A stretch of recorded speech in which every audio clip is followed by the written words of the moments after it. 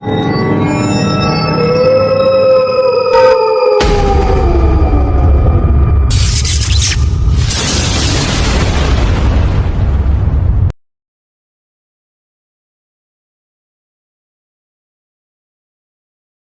हैं छठ पूजा वो पर्व है जब इंसान और भगवान के बीच कोई पर्दा नहीं रहता। सूर्य देव खुद अपने भक्तों की मन्नत सुनते हैं, पर जो वचन दिया जाए और पूरा ना हो, वो सिर्फ मन्नत अधूरी नहीं रहती, वो श्राप बन जाती है। यह कहानी बिहार के सोनपुर गांव की है, जहां छठ पूजा का उत्सव जितना पवित्र था उतना ही डरावना भी। हर साल सूर्य देव की आरती के साथ एक दिया जलता था और हर साल एक औरत उसी रात गायब हो जाती थी। लोग कहते थे यह सूर्य देव का शाप है। सोनपुर गंडक नदी के किनारे बसा एक पुराना गांव। यहाँ छठ पूजा सिर्फ त्योहार नहीं बल्कि एक परंपरा थी जो पीढ़ियों से चलती आ रही थी। हर घर में मिट्टी के चूल्हे, आटे के ठेकुआ और सूर्य देव के गीतों की गूंज सुनाई देती थी। गांव के बीचों बीच एक कच्चा मकान था। वहां रहती थी सावित्री देवी, उम्र करीब 55 साल, चेहरे पर झुर्रियां, पर आंखों में ऐसी गहराई कि कोई देखे तो डूब जाए। सावित्री गांव की सबसे श्रद्धालु औरत मानी जाती थी। वो हर साल छठ पूजा में व्रत रखती, घाट सजाती और गांव की औरतों को सिखाती थी कि छठ पूजा कैसे करनी चाहिए। लेकिन पिछले कुछ सालों से उसके चेहरे की शांति गायब हो चुकी थी। इस साल जब छठ की तैयारियां चल रही थी, लोगों ने देखा सावित्री नदी की तरफ जाते हुए बार बार पीछे मुड़कर देख रही थी, जैसे कोई उसे पुकार रहा हो। सावित्री की बहू राधा नई नई ब्याही थी। उसने पूछा, माँ जी, इस बार आप इतनी चुप क्यों हैं? बाकी औरतें तो खुशी में झूम रही हैं। सावित्री ने धीमी आवाज में कहा, छठ पूजा सिर्फ खुशी का पर्व नहीं राधा, ये परीक्षा है। अगर कोई वचन अधूरा छोड़ दे तो सूर्य देव कभी माफ नहीं करते। राधा चौंक गई। आपने कभी वचन अधूरा छोड़ा है क्या? सावित्री ने निगाह झुका ली। हाँ, और उसी दिन से मेरा बेटा मुझसे छिन गया।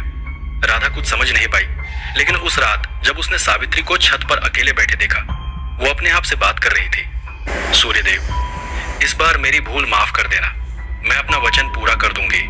राधा को लगा जैसे माँ जी किसी इंसान से नहीं, किसी अदृश्य शक्ति से बात कर रही हो। 5 साल पहले की बात थी। सावित्री का बेटा गोपाल बहुत बीमार पड़ा था। गांव के वैद्य ने कहा कि उसके बचने की उम्मीद नहीं। तब सावित्री ने सूर्य देव से मन्नत मांगी, हे सूर्य देव, अगर मेरा बेटा ठीक हो गया तो अगली छठ पूजा में मैं नदी में उतरकर डूबते सूरज को अर्घ्य दूंगी। चमत्कार हुआ, गोपाल ठीक हो गया। पूरे गांव ने इसे सूर्य देव की कृपा माना। लेकिन अगले साल जब छठ आया, सावित्री बीमार पड़ गई। उसने सोचा, मैं अगली बार नदी में उतर जाऊंगी, इस बार नहीं, और यही गलती उसकी जिंदगी का सबसे बड़ा पाप बन गई। कुछ ही हफ्तों बाद गोपाल अचानक छठ घाट पर डूब गया। लोगों ने कहा, यह सूर्य देव का श्राप है, वचन अधूरा छोड़ने की सजा। उस दिन के बाद से सावित्री की दुनिया अंधेरी हो गई। गोपाल की मौत के बाद गांव में अजीब घटनाएं होने लगी। हर साल छठ पूजा की रात घाट पर एक दिया अपने आप बुझ जाता और उसी रात कोई महिला गायब हो जाती। पहले साल गोपाल की पत्नी सीमा गायब हुई। दूसरे साल एक बूढ़ी औरत जो सावित्री के साथ व्रत रखती थी। तीसरे साल एक किशोरी जो घाट पर दिया लेने गई थी। और अब 5वां साल आ चुका था।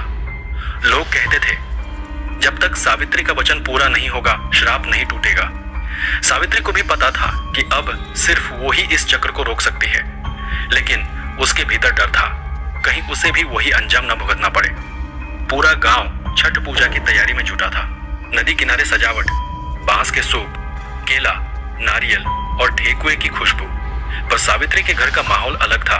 उसके चेहरे पर उत्साह नहीं बल्कि भारीपन था। राधा ने कहा, माँ जी, इस बार हम मिलकर पूजा करेंगे। सावित्री ने मुस्कुराने की कोशिश की। हाँ बेटी, इस बार मैं अपना वचन पूरा कर दूंगी, चाहे कुछ भी हो। राधा को कुछ अजीब महसूस हुआ। सावित्री जैसे किसी आखिरी यात्रा की तैयारी कर रही थी। सूर्यास्त का समय था। हजारों दिए नदी में तैर रहे थे। लाल आसमान में सूरज धीरे धीरे डूब रहा था और औरतें केलवा के पात पे गा रही थी।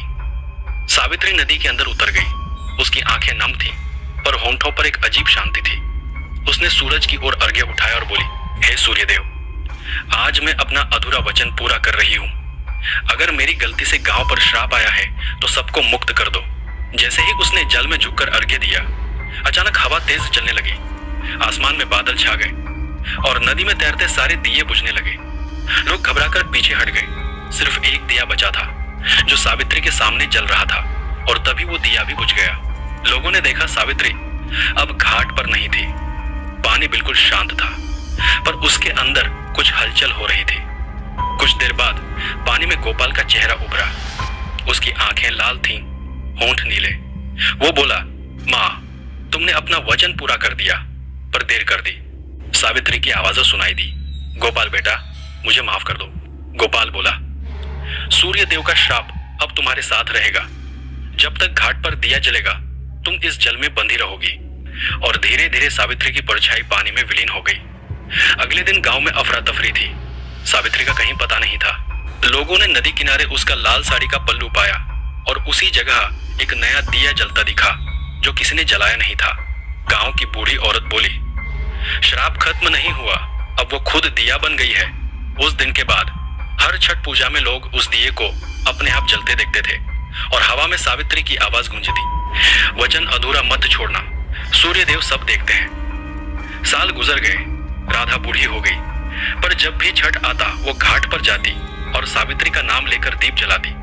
एक साल उसके पोते ने पूछा, दादी, वो दिया अपने आप क्यों जलता है? राधा बोली, वो दिया नहीं बेटा, मेरी सास का वचन है जो अब तक जल रहा है। उस रात जब सब घर लौट आए, राधा ने आखिरी बार घाट की ओर देखा। दिए की लौ झिलमिला रही थी, और हवा में जैसे किसी ने धीरे से कहा, सूर्य देव का श्राप अब भी अधूरा है। कहानी खत्म हुई, पर डर नहीं। सोनपुर के घाट पर अब भी एक दिया अपने आप बुझ जाता है। लोग उसे सावित्री का अर्घ्य कहते हैं। हर साल छठ की सुबह जब पहली किरण पानी पर पड़ती है तो वो जगह हल्का लाल रंग ले लेती है, जैसे सूर्यदेव खुद याद दिला रहे हो कि वचन पवित्र है और वचन अधूरा कभी नहीं रहना चाहिए।